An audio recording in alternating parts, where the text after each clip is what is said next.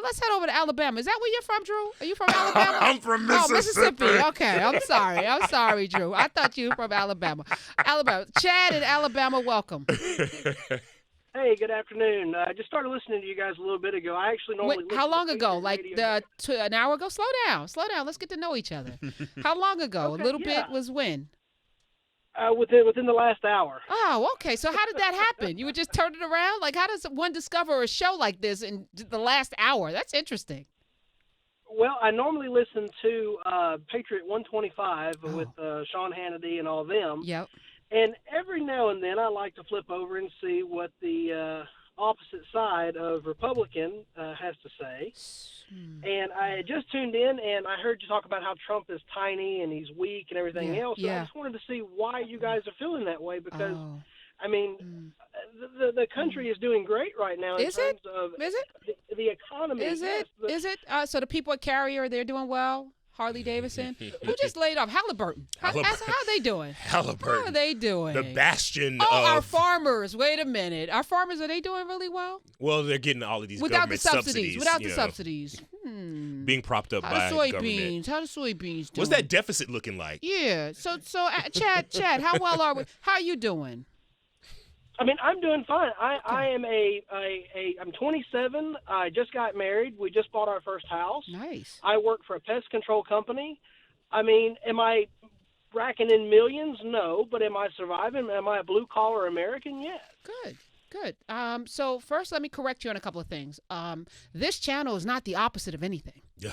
So let me just put that. We don't stand in juxtaposition of anything. Will Cow is a friend. Matter of fact, I listened to on my way home some nights. I listened to Mark Levin. I'll listen to him. And so I listen with a different ear. I'm not listening for an opposite position. So for you to tune in and glean that after listening for an hour, first of all, it's arrogant as F to call up a show you listen to it for an hour and then have the audacity to tell us what we're about. Number one. Or maybe that was number 3. What number am I up to? But, so you voted for Trump? Yes, I did, and I will vote for again in 2020. Okay, and why? What policies did he enact that make you just like, I can't wait to go back to the polls to vote for him? What did he do? Give me a specific policy. Well, the biggest thing was increasing our border security. I just saw an image. Hold on. Did you see this image of the people climbing over that wall and then sliding down? Wall. Did y'all see that? 3 people climbed over and slid down on the other side. It was easy breezy, beautiful cover girl. It was no problem. Are you a Christian? I am.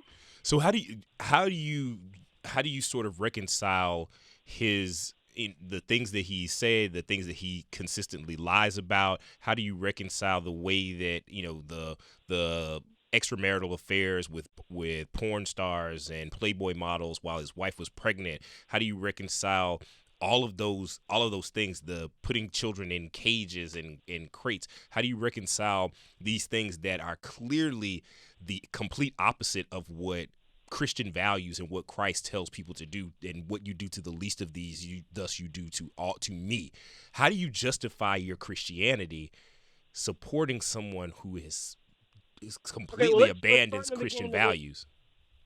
Well, let's start in the beginning of what you said about, the dating the porn star while his wife was pregnant and everything else. That's something that, so I'm originally a Pentecostal, but when I married my wife, she was Baptist, so I converted to being a Baptist, which are very close in denominations.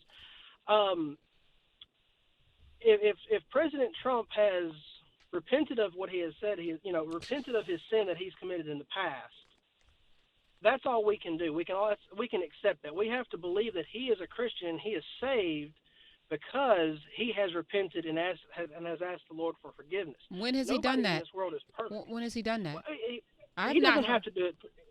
He doesn't have to do it. Why do you think that he's done it, though? What would lead you to believe that? Well, I mean, there's nothing that has said he is. I mean, if he says that he's a Christian, I have to believe that he's a Christian. When has he said that? So Drew just told you about things he's doing right now. He's lied more than any. Like they calculate. These are facts right now. They calculate. Even at the NATO summit, he spewed in a 45-minute speech something like 27 lies. After lie. So that is anti what Jesus would do, isn't it? That's right now. Well, okay, so I don't know a lot about the NATO thing. I haven't watched that or listened to it. But when it comes to putting children in cages and all, we have to protect our country. From what? Children in cage? Well, children? It's not necessarily. Well, What are we? okay, So because clearly this is a mantra. And you're glossing over, so you absolve yourself from any responsibility or accountability because you don't know anything about it. Your ignorance is bliss for you, but for the rest of us is dangerous, right? Yeah. So you're okay being ignorant about things and then having the audacity. Again, there's a level of arrogance to call up and not know a damn thing, but yet you have an opinion, which I'm giving you more time than you deserve because I'm also doing something at the same time, which you deserve. But to not know something does not absolve you from the responsibility of that. So I'm telling you that's a fact. So you do yourself a service and take some time if you really care about this country. But what are we being protected from with these kids being in cages? I need to understand that because that's a mantra that's going around. We got to preserve our borders. When under Barack Obama, he deported more people than came into this country. So clearly there was already a plan in place to get people out of the country who are here illegally. That was humane. That didn't snatch children from their parents' and arms. Separate them forever. Yeah. What are we being protected from, Chad in Alabama? Let me ask you this. No. Sorry. It doesn't work that way. I asked you a question. You either answer it or you hang up. If a father or a mother goes to jail for domestic violence, let's just say mom and daddy's divorced and daddy's a drug dealer, or mommy's a drug dealer or does drugs, and they divorce, and mom has a boyfriend, and he beats her, and she has to go to the hospital, and there's no other relative around because dad's already in jail or prison or doesn't want the kid or doesn't know about the kid or whatever the case may be. That child goes to foster care, okay?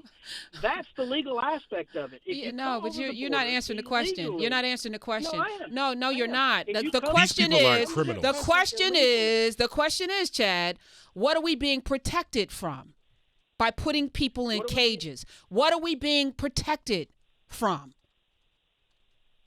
Well, first off, they broke the law. No, you're not answering the question, though. Seeking asylum isn't illegal either. No, it is not. It is not. But let's just say for kicks and giggles, they're here illegally, so they broke the law. It's a misdemeanor at best, right? So, it's like smoking weed or whatever. Those things happen. Okay, let's say so. But you're not answering the question. What are we being protected from? These people coming here to our country that we need to put a wall up. What are we being protected from? What are they doing that is so harmful to this democracy, to our republic? What's happening? Okay. Well, it's what it does to the economy. What does it do? Give me some numbers, Chad, since you clearly you're a smart man. How does it impact our economy? I actually have a person in the room that knows numbers, so I'm ready to stack your numbers up against his. What are the numbers? Oh, I mean, I don't have exact. Oh, you don't know anything. You don't know. Okay, so wait. So you're just really just talking out of your ass, right? You just got an opinion. Opinions, and here's something. You're 27. Maybe your brain isn't fully formed. Maybe no one ever told you this. But here's the thing: to have an opinion is one thing. We all have them. But to call up a show, you should have some facts behind your opinions because that's what makes your opinion really powerful, to be able to support the things that you believe based on actual facts. You don't know that. Someone told you that it's impacting our economy, but you don't have any numbers to verify that. Correct? Okay. Right. So now you two strikes. Third strike. I'm going to give you your third strike. Okay. So they're impacting our economy. What else are they doing?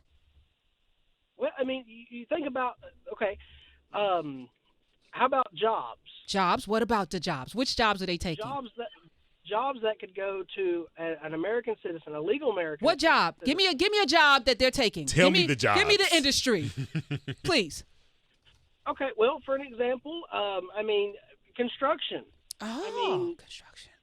Okay, construction. Let's just use construction for an example. Okay. What percentage of construction jobs are going to illegal people here illegally, the illegals, versus the American citizens who want those jobs and aren't getting them? What percentage? I don't know the percentage. Oh, okay. But You don't know. You don't know. Okay, that's your third strike. Goodbye. I wish we had a sound effect for that. Go on, get.